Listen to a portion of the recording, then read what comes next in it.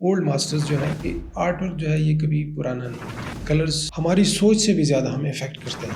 हर colour के अपने moods होते हैं। कलर्स को हम एज ए हीलिंग प्रोसेस भी इस्तेमाल कर सकते हैं। एक आपने एग्जांपल दी हमारे यहाँ पे। आप हमारे व्यूअर्स के लिए कोई चंद एक दो और एग्जांपल दे सकते हैं कि उनको पता चल जाए कि कलर्स कितने ज़्यादा इम्पोर्टेंट है लोगों को अफेक्ट करने में। कलर्स हमारी सोच से भी ज़्यादा हमें इफ़ेक्ट करते हैं। मुझे ये देख के बड़ी हैरानगी होती है, या हैरानगी से ज़्यादा अब मैं चीज़ों को समझने लगा हूँ कि हमें कलर्स की इम्पोर्टेंस का अंदाज़ा नहीं है, या हम उसको इतनी अहमियत नहीं देते जितनी वो जिस मिकदार में वो हमारे ऊपर असरअंदाज होती है उतनी हम उसको अहमियत नहीं देते। ठीक है, इससे पहले हम बात कर रहे थे ओल्ड मास्टर्स की। ओल्ड मास्टर्स जो हैं उनकी आर्ट वर्क जो देखें, पहली बात तो ये कि आर्ट वर्क जो है ये कभी पुराना नहीं होता।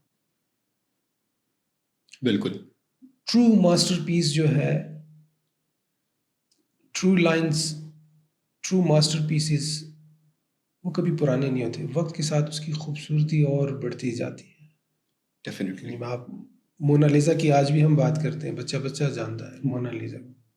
ठीक है, it was a true masterpiece. ठीक है, इस तरह लिटरेचर की हम बात करें, मोनालिसा को कितने टाइम हो गया है। और अगर हम लिटरेचर की बात करें, कल ही मैं देख रहा था, छाप तिलक सब छीनी मुँह से नैना मिलाई के, कितनी बार हमने सुना है इट्स अ मास्टरपीस। क्या आपको अंदाजा है कि ये कितना पुराना है? 800 साल पुराना तकरीबन। Look at the clarity of words, वो जो पोएटिक डेप्थ है वो तो एक तरफ, लेकिन वो उसकी खूबसूरती वो अल्फाज की, छाप तिलक सब छीनी मुँह से नैना मिलाई के। ठीक है, बात अगम कह दीनी मुँह से नैना मिलाई के, अमीर खुसरो का कलाम जी। ठीक। ट्रू मास्टरपीस जो है वो कभी पुराना नहीं होता, बल्कि वक्त के साथ और खूबसूरत होता जाता है। कलर्स, ये इतनी इम्पोर्टेंट बात है जो आपने सवाल पूछा है कि इसका अंदाज़ा, अब आपने प्रिज्म के थ्रू वो कलर्स देखे होंगे जो आके हमने साइंस में देखा है कि थ्रू प्रिज्म हमें वो एक रेनबो कलर का वो ग्रे नज़र आती है, और उसमें मुख्तलिफ वार्म टू कूल कलर्स होते हैं। हर कलर जो है वो इंसान के ऊपर असरअंदाज होता है। हर कलर की अपनी वेवलेंथ्स होती हैं। जो वार्म रेड कलर है इसकी वेवलेंथ सबसे लॉन्गर होती है। ये पहले ह्यूमन ब्रेन को आके टकराता है, थ्रू हमारी आइज़ हमारी ब्रेन को टकराता है। और कूलेस्ट कलर ब्लूइश पर्पलिश जो है वो लास्ट में हमें आके हमें नज़र आता है, या हमें हमारे ऊपर असरअंदाज होता है। जो रेड जो है वो फिजिकली हमारे ऊपर असरअंदाज होता है। ये आपको पता है? फिजिकली किस तरह? हाँ, ये हमें एक्टिवेट करता है डायरेक्ट। हमारे अंदर aggression, anything that is physical, के आप एक्शन पे मजबूर हो जाएं। यू इधर से समथिंग और डू समथिंग और दैट कैन, ठीक है।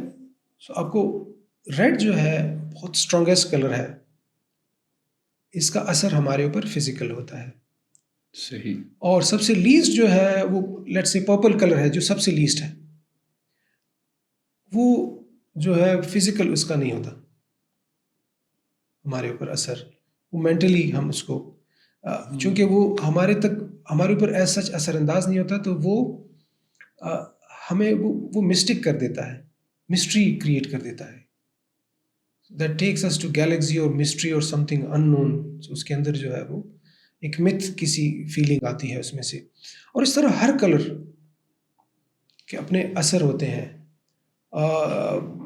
कई बार मैंने ये एग्जांपल्स दिए हैं कि रेड कलर का यूज़ जो है आप बहुत सी जगहों पे करते हैं, रेस्टोरेंट्स में करते हैं, फूडी उसमें करते हैं, लव की बात होती है, या अगर उसको ब्लैक के साथ कंबाइन किया जाए तो हॉरर की बात हो जाती है।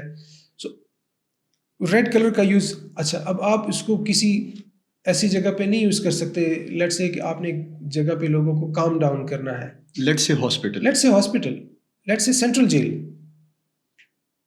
अगर आप रेड कलर वहां पे यूज़ करेंगे तो एग्रेशन बढ़ेगा, उसका असर फिजिकल है रेड का। सो कलर्स का बहुत डीप हमारे ऊपर असर होता है, डेफिनेटली होता है। इस चीज़ की स्टडीज जो है बहुत ज़रूरी है। रिसेंटली मैंने भी सर एक आर्टिकल पढ़ा था कि हॉस्पिटल के अंदर ब्लू कलर जो है वो कामिंग इफेक्ट एक क्रिएट करता है। जो पेशेंट्स के साथ लोग आए होते हैं कि वो ज़्यादा स्ट्रेस ना लें, एग्जैक्टली तो ये भी एक बड़ी एग्जैक्टली अच्छे तरीके का इस्तेमाल है कलर्स का।